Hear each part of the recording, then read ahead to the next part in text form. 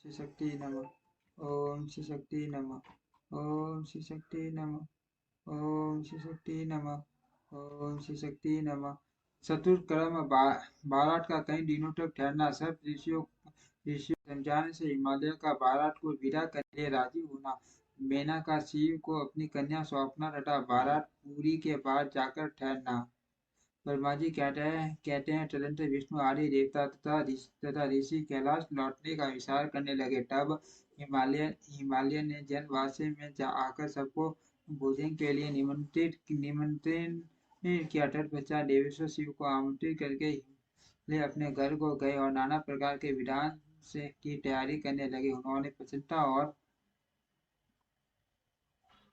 आए भोजन के लिए परिवार सहित भगवान शिव को यथोचित रीति से अपने घर बुलवाया। शंभु के विष्णु के मेरे अन्य सस देवताओं के मुनियों के तथा वहां आए हुए अन्य सब लोगों के भी चरणों को बड़े आदर के साथ धोकर उन सब को गिरिराज ने मंडप के भीतर सुंदर आसनों पर बिठाया। फिर अपने भाई बंधुओं को साथ लेकर उनके सहयोग से उन सब अतिथियों को नाना प्रकार की श्रेष्ठ पदार्थों द्वारा पूर्णतया तुष्ट किया। मेरे विष्णु के तथा शंभु के साथ सब लोगों ने अच्छी तरह भोजन किया। नारद विधिवत भोजन और आचमन करके तुष्ट और प्रसन्न हुए। सब लोग हिमालय की आज्ञा ले अपने अपने डेरे पर गए। उन्हें इसी प्रकार तीसरे दिन भी गिरिराज ने विधिवत दान मान और आदर आदि के द्वारा उन सब का सत्कार किया। चौथा दिन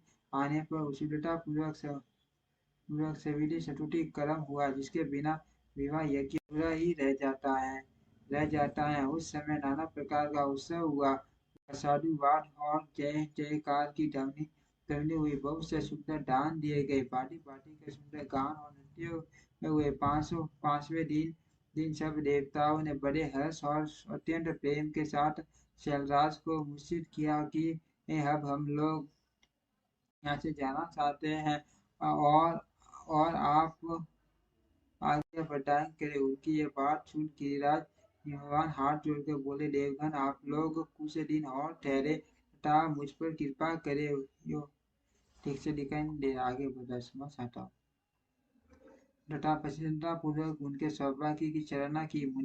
उन्हें उनके समझाने से गिरिराज ने बारात को विदा करना स्वीकार कर लिया। तत्पश्चात भगवान शंभु यात्रा के लिए उद्यत हो देवता आदि के साथ शैलराज के पास गए। देवेश्वर शिव देवताओं सहित कैलाश की यात्रा के लिए जब उद्यत हुए, उस समय मैना उस जोर से रोने लगी और उन कृपा निधान से बोली। मैना ने कहा, कृपा निधे, कृपा करके मेरी शिवा का बलि पाठी लालन पालन कीजिएगा। आप आशुतोष हैं, पार्वती के शस्त्रवा अपराध को भी क्षमा कीजिएगा। मेरी सच्ची जन्म में आपके मेरी बच्ची जन्म में आपके चरण विंदन की भक्त रही है और रहेगी। उसे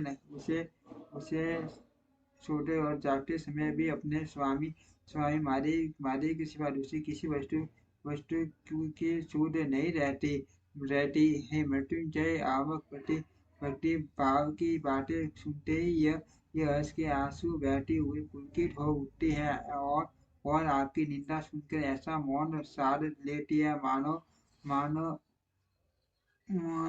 मरी गई हो।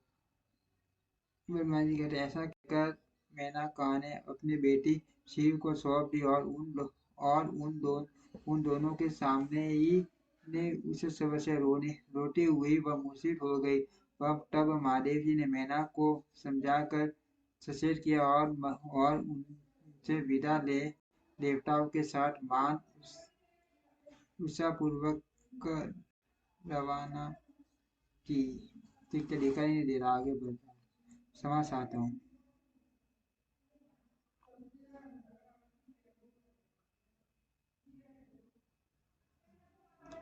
उत्सव मनाए। फिर उन्होंने नाना प्रकार के रत्न जनित सुंदर वस्त्रों और बाल आभूषण द्वारा राजोचित श्रृंगार करके पार्वती को विभूषित किया। तत्पश्चात मैना के मनोभाव को जानकर एक छठी साध्वी ब्राह्मण पत्नी ने गिरिराज को उत्तम व्रत की शिक्षा दी।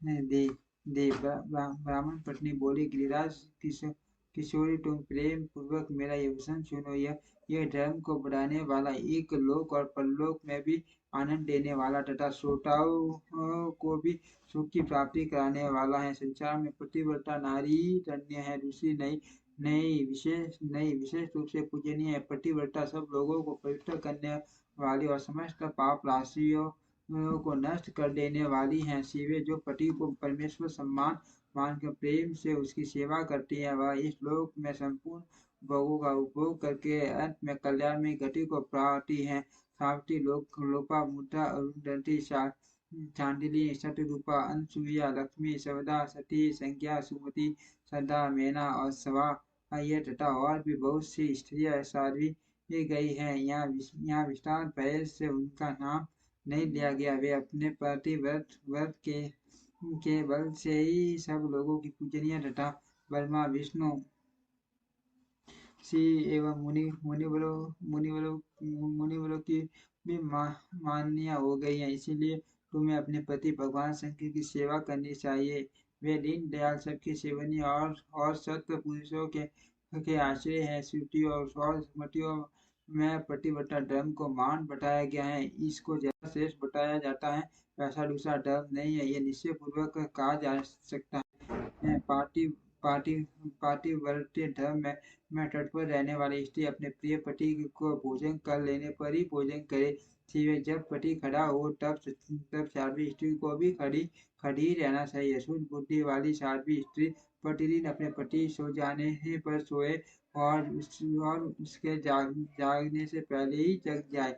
वह छल कपट छोड़कर सदा उसके लिए हित कर कार्य ही करे। शिवे साध्वी स्त्री को चाहिए कि जब तक वस्त्र भूषणों से विभूषित न हो बोले तब तक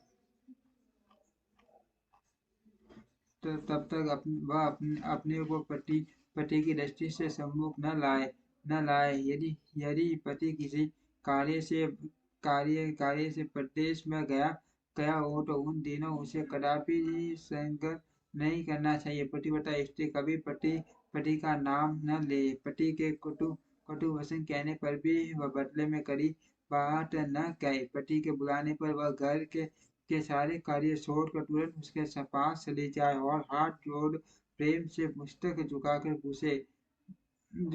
पूछे, नाथ किस लिए इस दासी को बुलाया? मुझे सेवा के लिए आदेश देकर अपनी कृपा से अनुग्रहित कीजिए। फिर पति जो आदेश दे उसका वह हत्या से पालन करे। वह घर के दरवाजे पर देर तक खड़ी रहे, दूसरे के घर न जाए। कोई गोपनीय बात हर एक के सामने उसे प्रकाशित न करे। पति के बिना ही उसके लिए पूजन सामग्री स्वयं जुटा दे तथा उनके हित साधन की यथोचित अवसर की प्रतीक्षा करती रहे। आज्ञा लिए बिना कहीं ही तीर्थ यात्रा के लिए भी न जाए। लोगों की भीड़ से भरी सभा या मेले आदि के उत्सवों को देखना वह दूर से त्याग दे। जिस नारी को तीर्थ यात्रा का फल पाने की इच्छा हो, उसे अपने पति का सरोदक पीना चाहिए। उसके लिए उसी में सारे तीर्थ और क्षेत्र हैं, इसमें संशय नहीं है। पतिव्रता नारी पति के उचित अन्न आदि को परम प्रिय भोजन मान ग्रहण करे और पति जो कुछ दे उसे मां प्रसाद मानकर कार्य करे।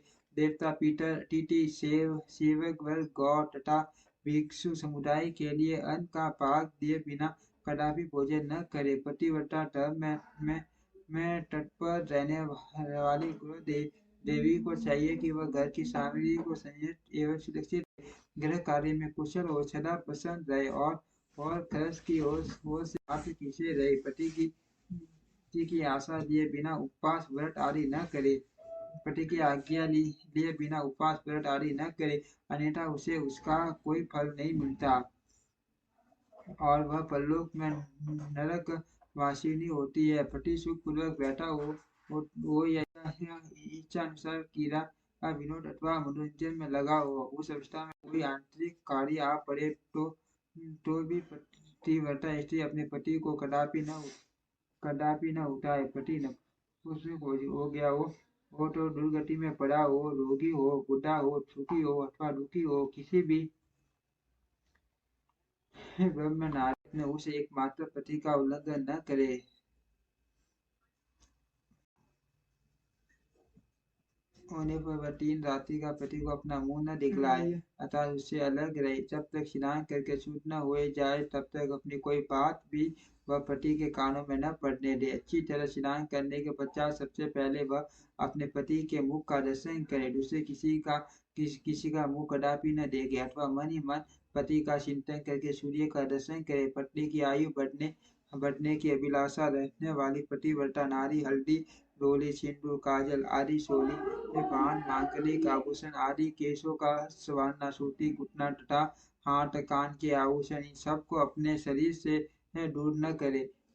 सोबी या उल्टा से सन्यासिनी और भाग्यहीना स्त्रियों को वह कभी अपनी सखी न बनाए। पति से द्वेष रखने वाली स्त्री वह कभी आदर न करे। कहीं कहीं अकेली न खड़ी हो, कभी नंगी होकर न नहाए। सती ही ओखली, मुसल, झाड़ू, चील, जहाज और द्वार के चौखट नीचे वाली लकड़ी पर कभी न बैठे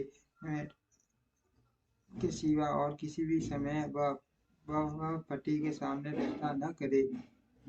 जिस पशु में पति की रुचि हो उससे वह स्वयं भी प्रेम करे। पतिव्रता देही सदा पतिव्रत हित चाहने वाली होती है। वह पति के हर्ष में हर्ष माने, पति के मुख पर विषाद की छाया दे, स्वयं भी विषाद में मुझे तथा वह ठीक से दिखाई नहीं दे रहा। आगे बढ़ा समझ आता हूँ। वह गाँव में कुटिया और निर्जन वन में सियानी होती है। नारी पति से उसे आसन पर न बैठे, नारी पति से उसे आसन पर न बैठे, दुष्ट पुरुष के निकट न जाए और पति से कभी कातर वचन न बोले, किसी की भी निंदा न करे। कलई को दूर से ही त्याग दे। गुरुओं के निकट न तो उस सब से बोले और न हंसे। जो बाहर से पति को आते देख तुरंत अन्न, जल, भोज्य वस्तु, पान और वस्त्र आदि से उनकी सेवा करते, उनका दोनों चरण दबाती है, उनसे मीठे वचन बोलती है तथा प्रियतम के खेद को दूर करने वाले अन्यान्य उपाय से प्रसन्नतापूर्वक उन्हें संतुष्ट करती है। उसे मानो तीनों लोगों को तृप्त एवं संतुष्ट कर दिया। पिता, भाई और पुत्र परिमित सुख देते हैं, परंतु पति असीम मुख देता है। अतः नारी को सदा अपने पति का पूजन आदर सत्कार करना चाहिए। पति देवता है, पति गुरु है और पति धर्म, तीर्थ एवं भरत है। इसलिए सबको छोड़कर एकमात्र पति की आराधना करनी चाहिए। जो दुर्बुद्धि नारी अपनी पति को त्याग कर एकांत में विचरती है या व्यभिचार करती है, वह बस के ठीक से दिखाई नहीं दे रहा। आगे बढ़ा समझ सकता हूँ। उत्सव मनाए, फिर उन्होंने नाना प्रकार के रत्न, जैसे सुंदर वस्त्रों और 12 आभूषणों द्वारा राजर्षियों से श्रृंगार करके पार्वती को विभूषित किया। तत्पश्चात मेना के भाव को जानकर एक सती साध्वी ब्राह्मण पत्नी ने गिरिजा को उत्तम पातिव्रत्य की शिक्षा दी। ब्राह्मण पत्नी बोली, गिरिराज किशोरी, तुम प्रेम पूर्वक मेरा यह वचन सुनो। यह धर्म को बढ़ाने वाला, एक लोक और परलोक में भी आनंद देने वाला तथा श्रोताओं को भी सुख की प्राप्ति कराने वाला है। संसार में पतिव्रता नारी धन्य है, दूसरी नहीं। वही विशेष रूप से पूजनीय है। पतिव्रता सब लोगों को पवित्र करने वाली और समस्त पाप राशियों को नष्ट कर देने वाली शिवे, जो पति को परमेश्वर के समान मानकर प्रेम से उसकी सेवा करके वह इस लोक में संपूर्ण भोगों का उपभोग करके अपने कल्याण में गति को पाती है। सावित्री, लोपा मुद्राई, चांदी, शतरूपा, अंशुलिया, लक्ष्मी, सौदा, सती, संज्ञा, श्रुति, सदा, मैना और स्वा ये तथा और भी बहुत सी स्त्रियां शादी की गई हैं। यहाँ विस्तार से उनका नाम नहीं लिया गया।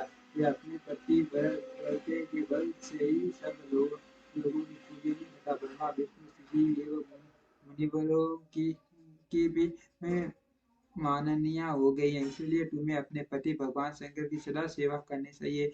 वे दीन दयालु, सबके सेवनीय और सत्पुरुषों के आश्रय हैं। श्रुति और स्मृतियों में प्रतिवटा धर्म को मान बताया गया है।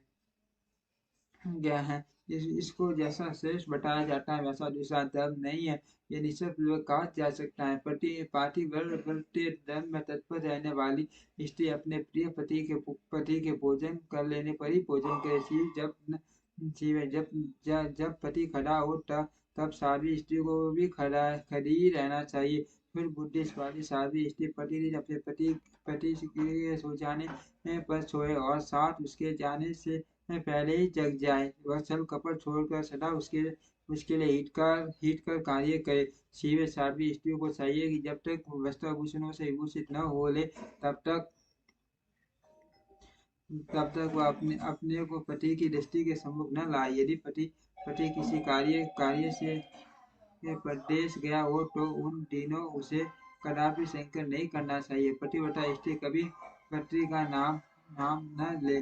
पति के कुछ वचन कहने पर भी वह बदले में कड़ी बात न कहे। पति के बुलाने पर वह घर के सारे कार्य छोड़ प्रतिदिन उसके पास चली जाए और हाथ जोड़ प्रेम से दस्तक दिखाकर उसे नाम इस राशि को बुलाया, मुझे सेवा के लिए आदेश देकर अपनी कृपा से अनुग्रहित कीजिए। फिर पति जो आदेश दे उसका वह पूर्वक पालन करे। वह घर के दरवाजे वह घर के दरवाजे पर देर तक खड़ी रहे। दूसरे के घर न जाए। कोई गोपनीय बात जानकर हर एक के सामने उसे प्रकाशित न करे। पति के बिना ही उसके लिए पूजन सामग्री स्वयं जुटा रहे तथा उनके साधन के हेतुचित अवसर की प्रतीक्षा करती रहे। आज्ञा लिए बिना कहीं तीर्थ यात्रा के लिए भी न जाए। लोगों की भीड़ से भरी हुई सभा या मेले आदि के उत्सव को देखना वह दूर से ही त्याग दे। जिस नारी को तीर्थ यात्रा फल पाने की इच्छा हो उसे अपने पति का सुरक्षित चाहिए। उसके लिए उसी में सारे तीर्थ और क्षेत्र हैं, संशय नहीं है। पतिव्रता नारी पति के उचित अन्न आदि को परम भोजन मानकर ग्रहण करे और पति जो कुछ दे उसे प्रसाद मानकर सिरोधार्य करे। देवता पितर अति सेव गौ तथा भिक्षु समुदाय के लिए अन्न का दिए बिना कदापि भोजन न करे। पातिव्रत धर्म में रहने वाली ग्रह देवी को चाहिए कि वह घर की सामग्रियों को एवं सुरक्षित रखे। हर कार्य में कुशल हो, सदा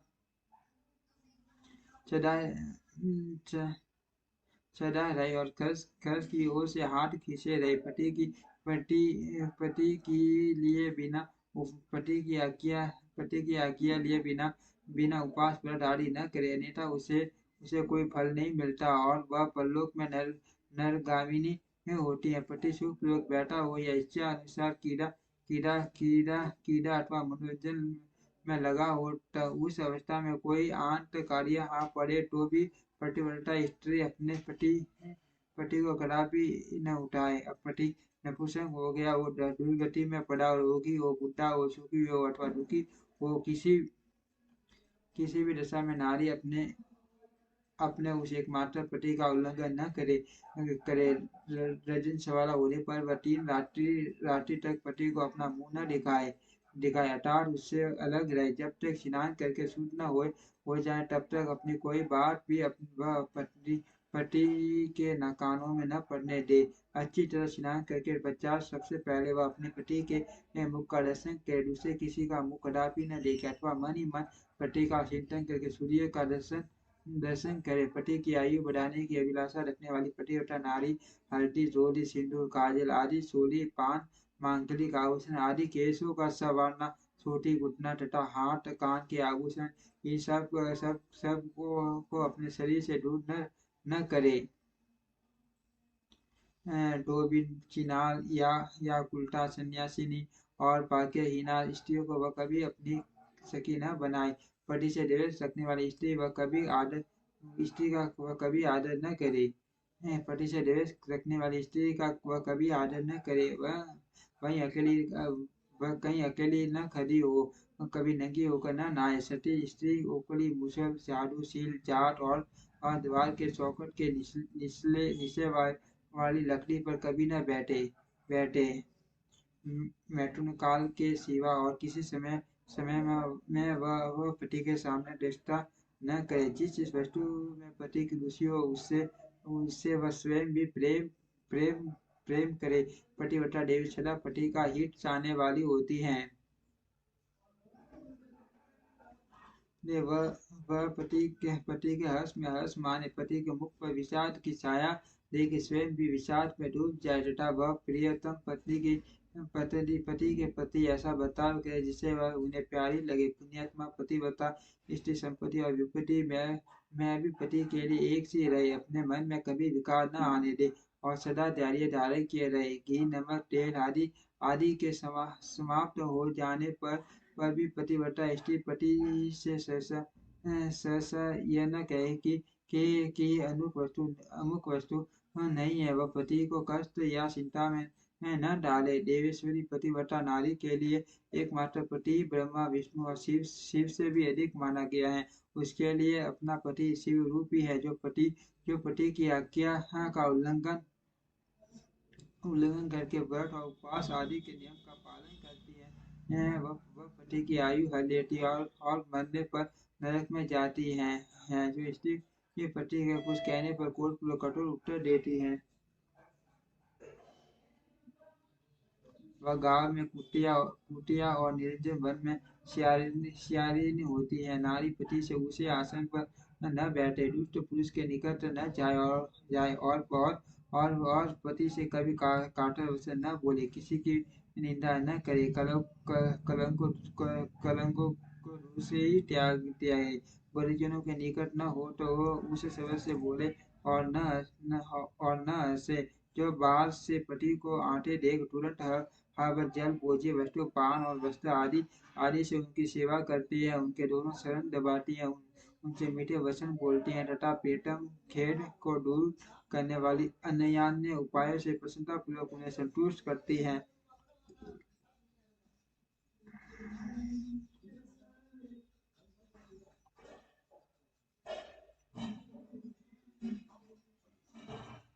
उसने मानो तीनों लोगों को टूटते एवं संतुष्ट कर दिया। पिता भाई और पुत्र परिवेश सुख देते हैं, परंतु पति असीम सुख देता है। अतः नारी को सदा अपने पिता का पूजन आदर सत्कार करना चाहिए। पति देवता है, पति गुरु है और पति धर्म तीर्थ एवं व्रत है, इसीलिए सबको छोड़कर एकमात्र पति की ही आराधना करनी चाहिए। जो दुर्बुद्धि नारी अपने पति को त्याग कर एकांत में विचरती है या व्यभिचार करती है, वह वृक्ष के खोखले में शयन करने वाली क्रूर उल्लू की होती हैं, जो प्राय पुरुष को कटाक्ष पूर्ण दृष्टि से देखती हैं। वह ऐसा स्थानी देखने वाली होती हैं, जो पति को ही छोड़कर अकेले मिठाई खाती है। वह गाँव में सूरी होती हैं अथवा बकरी होकर अपनी ही विष्ठा खाती है। जो पति को तू कहकर बोलती है, वह गूंगी होती है। जो शौच से सदा इच्छा रखती है, वह दुर्भाग्यवती होती है। जो पति की आंख बचाकर किसी दूसरे पुरुष पर दृष्टि डालती है, वह कहानी टेढ़े मुंह वाली तथा कुरूपा होती है। जैसे निर्जीव शरीर तत्काल अपवित्र हो जाता है, उसी तरह पतिहीनता नारी अभी भली भांति स्नान करने पर भी सदा लिपटी ही रहती है। लोक में वह माता धन्य है, वह जन्मदाता पिता धन्य है तथा वह पति भी धन्य है, जिसके घर में पतिव्रता देवी मान करती है। पति पिता माना और पति के कुल्ले की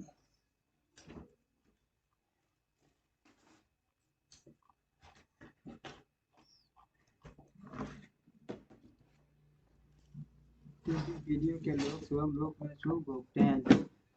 जो दुराचारिणी स्त्रियां अपना शील भंग कर देती है, वे अपने माता पिता और पति तीनों कुलों को नीचे गिराती हैं तथा इस लोक और परलोक में भी दुख भोगती हैं। पतिव्रता पैर जहाँ पृथ्वी का स्पर्श करता है, वहाँ की भूमि पाप हारिणी तथा परम पावन बन जाती है। भगवान सूर्य चंद्रमा तथा वायुदेव भी अपने आप को पवित्र करने के लिए ही पतिव्रता का स्पर्श करते हैं और किसी दृष्टि से नहीं नहीं जल भी सदा पतिव्रत का स्पर्श करना चाहता है और उसका स्पर्श करके वह अनुभव करता है कि आज मेरी जड़ता का नाश हो गया तथा आज मैं दूसरों को पवित्र करने वाला बन गया। भारियाई ग्रस्त आश्रम की जड़ है, भारियाई सुख का मूल है, भारिया से ही धर्म के फल की प्राप्ति होती है तथा भारियाई संतान की वृद्धि में कारण है। क्या घर घर में अपने रूप और लावण्य पर गर्व करने वाली स्त्रियां नहीं है, परंतु पतिव्रता स्त्री तो विश्वनाथ शिव के प्रति भक्ति होने से ही प्राप्त होती है। भारिया से इस लोक और परलोक दोनों पर विजय पाई जा सकती है। भार्याहीन पुरुष देव यज्ञ तीर्थ यज्ञ और अतिथि यज्ञ करने का अधिकारी नहीं होता। वास्तव में ग्रस्त वही है जिसके घर में पतिव्रता स्त्री है। दूसरी स्त्री तो पुरुषों को उसी तरह अपना ग्रास भोग्य बनाती है जैसे जरावस्था एवं राक्षसी। जैसे गंगा स्नान करने से शरीर पवित्र पवित्र होता है, उसी प्रकार पतिव्रता स्त्री का दर्शन करने पर सब कुछ पावन हो जाता है। पति को ही इष्ट देव मानने वाली सती नारी और गंगा में कोई भेद नहीं है। पतिव्रता और उसके पति देव उमा और महेश्वर के समान है। अत विद्वान मनुष्य उन दोनों का पूजन करे। पति पर्वन है और नारी वेद की वैश्य। पति तप है और स्त्री समा। नारी षटक्रम है और पति उसका फल शिव। सती नारी और उसके पति दोनों दंपति धन्य हैं। गिरिराज कुमार, इस प्रकार मैंने तुमसे पतिव्रत धर्म का वर्णन किया। अब तुम सावधान हो जाओ मुझसे प्रसन्नता पूर्वक पतिव्रता के भेद भेद का वर्णन सुनो। देवी पतिव्रता नारियां उत्तम आदि भेद से 4 प्रकार की बताई गई हैं, जो अपना स्मरण करने वाले पुरुषों का सारा पाप हर लेती हैं। उत्तम, मध्यता, निष्कटा और अति निष्कटा, ये पतिव्रता के 4 भेद है। अब मैं इनके लक्षण बताता हूँ, तो ध्यान देकर सुनो। भद्रे, जिसका मन सदा सपन में भी अपने पति को ही देखता है, दूसरे किसी परम पुरुष को नहीं, वह स्त्री उत्तमा या उत्तम श्रेणी पतिव्रता कही गई है। शैलेश, जो दूसरे पुरुष को उत्तम बुद्धि से पिता, भाई एवं पुत्र के समान देखती हैं, उसे मध्यम श्रेणी की ये पतिव्रता कहा क्या है। पार्वती, जो मन से अपने धर्म का विचार करके अव्यभिचार नहीं करती, सदाचार में स्थित रहती है, उसे निष्कट अथवा निम्न श्रेणी की पतिव्रता कहा गया है। जो पति के भय से तथा कुल में कलंक लगने के डर से व्यभिचार से बचने का प्रयत्न करती है, उसे पूर्व काल में विद्वानों ने अति निष्कटा अथवा निम्नतम कोटि की पतिव्रता बताया है। शिवे, ये चारों प्रकार की पतिव्रता समस्त लोगों का पाप नाश करने वाली और उन्हें पवित्र बनाने वाली हैं। अभी अति अति की स्त्री अनसुईया ने ब्रह्मा, विष्णु और शिव, इन तीनों देवताओं की प्रार्थना से जाति व्रत के प्रभाव का उपभोग करके 12 सांप से मरे हुए एक ब्राह्मण को जीवित कर दिया था। शैल कुमार शिवे, ऐसा जानकर तुम्हें नित्य प्रसन्नता पूर्वक पति की सेवा करनी चाहिए। पति सेवन सदा समस्त अभीष्ट फलों को देने वाला है। तुम साक्षात जगदम्बा महेश्वरी हो और तुम्हारे ये पति साक्षात भगवान शिव है। तुम्हारा तो चिंतन मात्र करने से स्त्रियां पतिव्रता हो जाएगी। देव यद्यपि तुम्हारे आगे यह सब कहने का कोई प्रयोजन नहीं है, तथापि आज लोकाचार का आशय ले मैंने तुम्हें सती धर्म का उपदेश दिया। ब्रह्मा जी कहते हैं, नारद, ऐसा कहकर वह ब्राह्मण पत्नी शिवा देवी को मस्तक झुका का चुप हो गई। इस उपदेश को सुनकर शंकर प्रिया पार्वती देवी को बड़ा हर्ष हुआ। ओम श्री शक्ति नमः। ओम श्री शक्ति नमः। ओम